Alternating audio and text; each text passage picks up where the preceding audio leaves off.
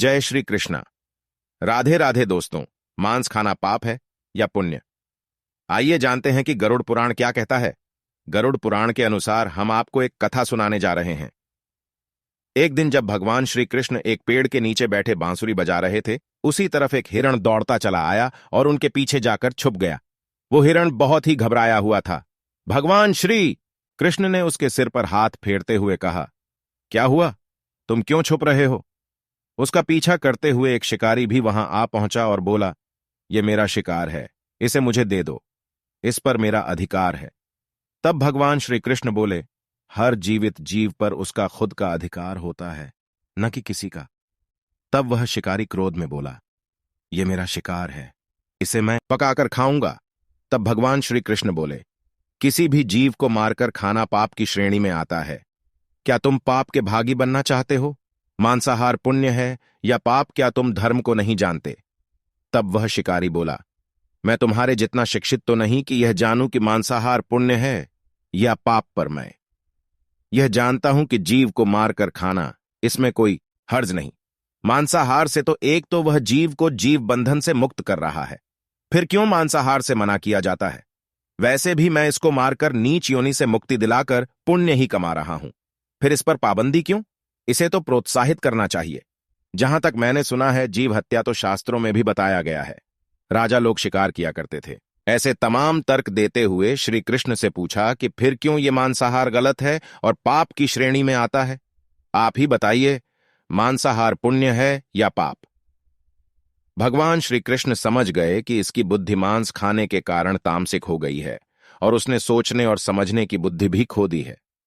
फिर भगवान श्री कृष्ण बोले, इस विषय पर पहले मैं कोई राय नहीं दूंगा। मेरी इस छोटी सी कथा सुनने के बाद तुम ही उत्तर देना कि मांसाहार पुण्य है या पाप, और तुम्हें मांस खाना है या नहीं।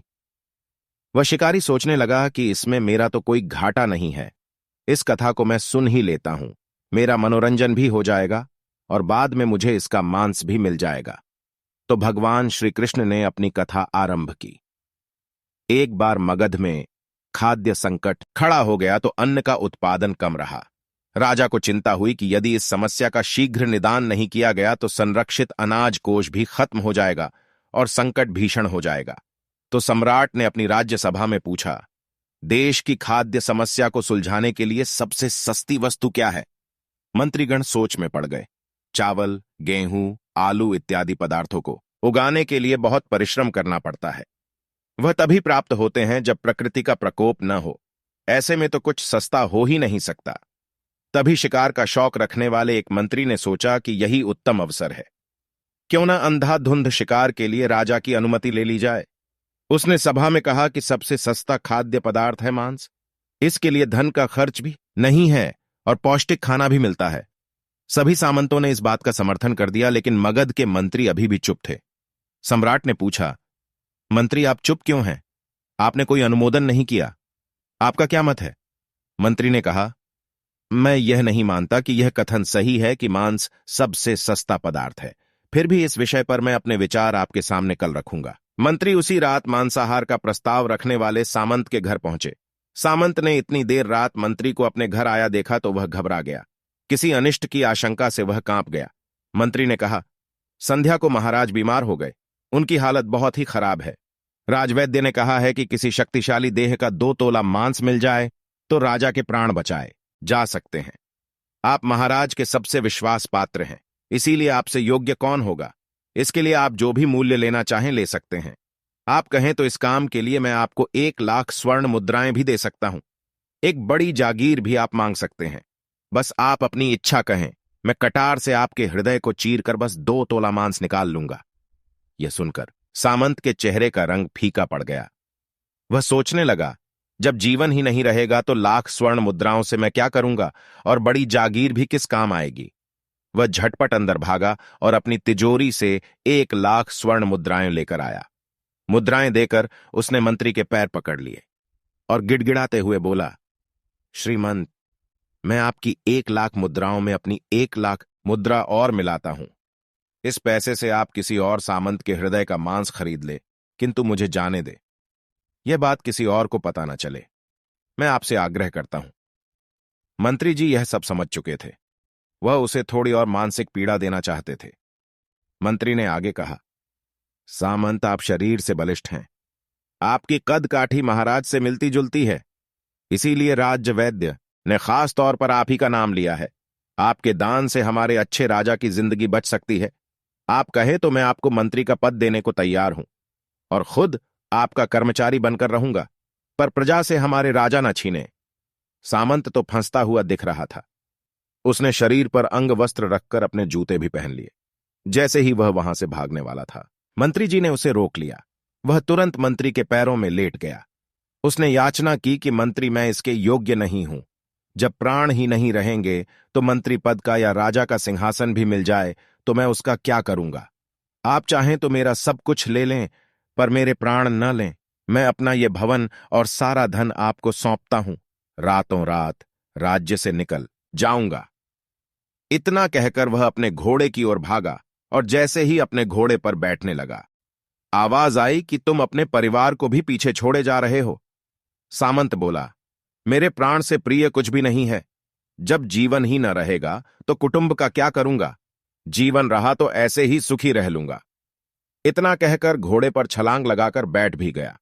वह अभी चलने को ही था कि मंत्री ने घोड़े की साख पकड़ ली। वह सामंत से बोला, भागने की जरूरत नहीं है, आप आराम से घर पर ही रहो, मैं किसी और का प्रयास करता हूं। यह कहकर मंत्री वहां से चले गए। मंत्री के वहां से जाने पर सामंत के अंदर कुछ जान तो आई, परंतु बेचैनी बनी रही। उसकी नींद खराब हो चुकी थी।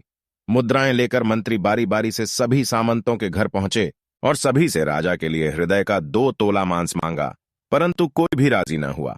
सबने अपने बचाव के लिए मंत्री को 1,00,000 और 5,00,000 मुद्राएं तक दे दी। इस प्रकार मंत्री ने एक ही रात में करोड़ों स्वर्ण मुद्राएं जमा कर लीं। फिर सुबह होने से पहले ही अपने महल में पहुंच गया। अगले ही दिन राजसभा में सभी सामंत समय से पहले ही पहुंच गए। सभी यह जानना चाहते थे कि राजा स्वस्थ है कि नहीं, लेकिन कोई भी किसी से भेद नहीं खोलता था। सबको राजवैद्य की तलाश थी, उनसे ही उन्हें कुछ सूचना मिल सकती थी। मंत्री ने सैनिकों को आज्ञा दे रखी थी कि जब तक महाराज राजसभा में न आए, किसी भी सामंत को भी महल से बाहर जाने की आज्ञा नहीं है। राजा सभा में अपनी चिर परिचित गति में आए और अपने सिंहासन पर आकर बैठे। सभी सामंतों ने देखा, कहीं से भी राजा उन्हें अस्वस्थ नहीं लगे। उन्हें तो कुछ हुआ ही न था। मंत्री ने उनसे झूठ बोला। हर सामंत के मन में यही विचार चल रहा था, पर कोई भी किसी और को कुछ भी न बोल रहा था। तभी मंत्री ने राजा के समक्ष 1 करोड़ स्वर्ण मुद्राएं रख दी। राजा ने पूछा, ये स्वर्ण मुद्राएं किसके लिए हैं और कहां से आई? मंत्री ने कहा, 2 तोले मांस के लिए इतनी धनराशि जुटाई है, पर मांस न मिला। अपनी जान बचाने के लिए सामंतों ने ये मुद्राएं दी हैं। अब आप ये विचार कीजिए, मांस कितना सस्ता है। राजा को बात समझ में आ गई। उन्होंने प्रजा को अतिरिक्त परिश्रम करने का निवेदन किया और राजा के अनाज भंडार में से अनाज निकालकर श्रमिकों को दिया गया। उन्होंने पौष्टिक सब्जियों की खेती का तुरंत आदेश दिया।